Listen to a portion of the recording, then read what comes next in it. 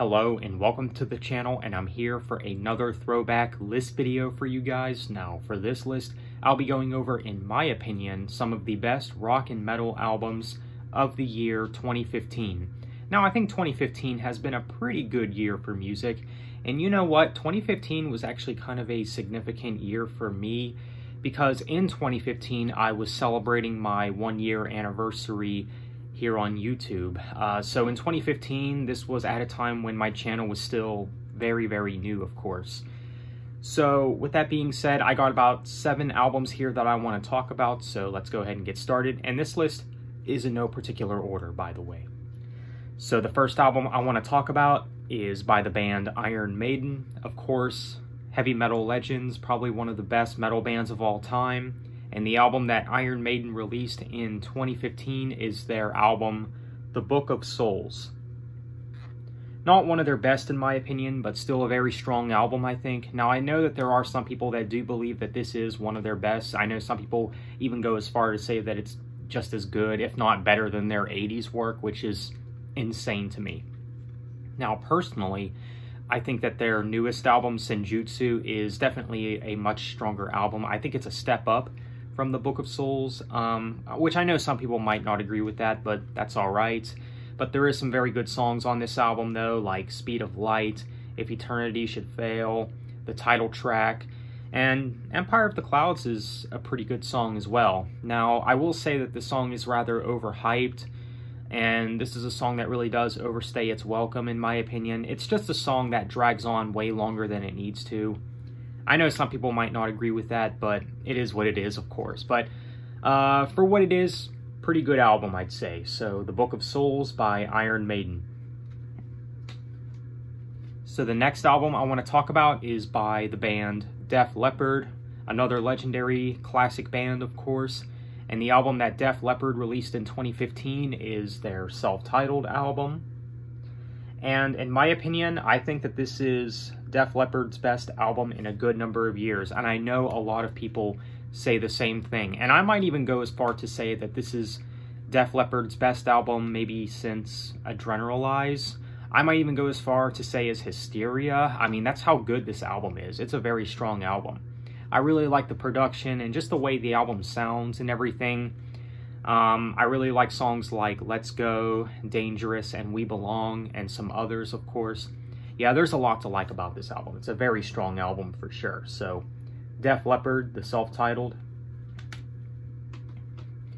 Now, this next album up is actually not rock or metal. This is more of an electronic project, and this is from the project Knives, which is Demon Hunter frontman Ryan Clark's side project, along with Randy Torres, if I got the name right, from Project 86.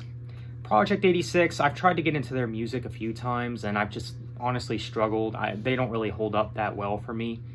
Demon Hunter, I really do like, since they were one of the bands that got me into metal, of course. So, of course, the album that Knives released in 2015 is their album Anxiety, which is their debut album, and actually the only album that they've ever released. They've released 1 album and 1 EP, and we are still waiting on that second album, which I've pretty much given up on at this point. But with this album, Anxiety, it's pretty good, I'd say. And if you're a fan of, I guess, more dark and moody electronic music, I would say check out this album. I mean, if you don't check out the album, at least check out songs like Return, Just Give Up, Fall Behind, and Idle Thoughts. These are pretty good songs. But yeah, I mean, pretty good side project, I'd say. Now, back in the day, you know that I was a very big Demon Hunter fanboy, and I remember there was a moment in time where I wanted to check out all Ryan Clark's other projects, like Knives and Lo and Behold and all that. Now, I've heard some of Lo and Behold's music. I think they're okay, but I don't know. I'm just not really what you call a big fan of it. I mean, when it comes to Ryan's side projects, I definitely think Knives is really the only side project that really is good, I guess. But Anxiety by Knives. Pretty strong album, I'd say. Again, check it out if you like electronic music. So this next album up is by the band 3 Days Grace. Now, I'm more of a casual fan of 3 Days Grace, but I do think that they are a pretty good band. And this album here is the first album with Matt Walst on the mic. Now, I definitely do prefer Adam Gontier's era of 3 Days Grace, but I think Matt Walst does a decent job at what he does. So, the album that 3 Days Grace released in 2015 is their album Human. And I will say that I do think that this is one of their weakest albums, but that's not saying much because I still think the album is not too bad. I mean, there's some very good songs on the album, such as Painkiller, Fallen Angel, and Nothing's Fair in Love and War. Those are pretty good songs, but yeah, pretty good album, I'd say. Not one of their best, of course, but pretty good album. So, Human by 3 Days Grace. Check it out if you like hard rock or alternative metal. And check out the band 3 Days Grace in general if you like hard rock, of course. So the next album up is by another hard rock, alternative metal type band. And this is the band Breaking Benjamin. A band that definitely means a lot to me since these were the guys that got me into rock and metal. And the album that Breaking Benjamin released in 2015 is their album Dark Before Dawn. And I think this is a pretty good album, actually. It's not one of my favorite Breaking Benjamin albums, at least I don't think it is.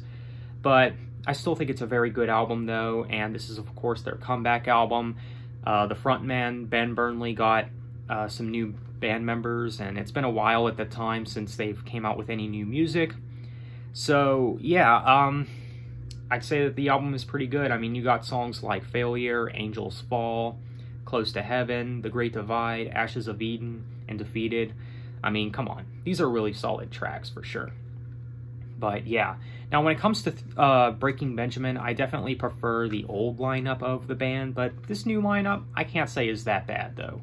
So, Dark Before Dawn, pretty good album for sure. Really good album from Breaking Benjamin. Again, check it out if you like hard rock or alternative metal. So this next album up is by the band Red. Another band that kind of means something to me as well. This is a band that I've seen live a couple times before.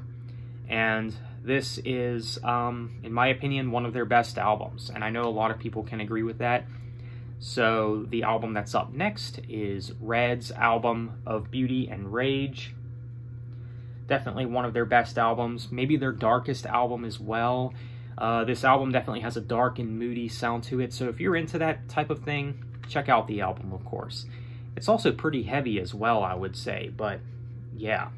Kind of a return to form for the band at the time. I mean, you got really good songs on here like Shadow and Soul, Darkest Parts, Fight to Forget, Gravity Lies, one of the best Red songs in my opinion. But yeah, there's a lot to like about this album. Very strong album for sure. So, Of Beauty and Rage by Red. Definitely a really strong album. So, the next album and the last album up for this list is by the band Trivium. In my opinion, one of the best metal bands of the 2000s. And the album that Trivium released in 2015 is their more controversial album, Silence in the Snow. And I will say that I do think that this is one of their weakest albums, but that's not saying much because Trivium has no bad album, and I do think that the album is still pretty good though. Now I know some people say that this is their weakest, I know most people might say that, but because, you know, the lack of, I guess, variation and heaviness and all that, but I mean, the album, I still think it's pretty good even though it's more, I guess, straightforward, not as heavy. There's no scream vocals on the album, but I still think the album is pretty good. I mean, you got the title track, Rise Above the Tides, Breathe in the Flames, Until the World Goes Cold. These are pretty good songs. I mean, yeah, it's not some of Trivium's best work, but I still think it's a pretty good album for what it is. So, Silence in the Snow by Trivium. So there you have it. That is my list of some of the best albums of the year 2015. Let me know what you guys think. What are some of your favorite albums of the year 2015? Feel free to let me know. So with that being said, be sure to leave a like and subscribe if you haven't already. Thanks for watching. Have a nice day and take care.